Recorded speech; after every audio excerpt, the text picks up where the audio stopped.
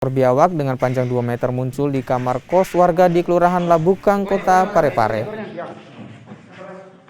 Kemunculan biawak di kamar kos warga diduga karena suhu panas di area drainase. Ukurannya yang tergolong besar sempat membuat tim penyelamat dari Dinas Kebakaran kewalahan saat mengevakuasi biawak tersebut. Setelah berhasil dievakuasi, biawak selanjutnya dilepas liarkan di hutan Kota Parepare.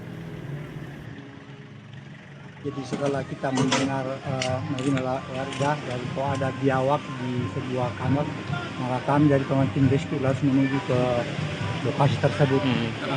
Biawaknya berada di mana sih Pak? Tepatnya dalam kamar? Ya, kebetulan dalam kamarnya warga. Di kamar kos Pak ya? Ya, kamar kos itu kita mengevakuasi biawak tersebut. Itu panjangnya kira berapa Pak? Sekitar hampir kurang lebih 1,5 meter atau 2 meter. Ya.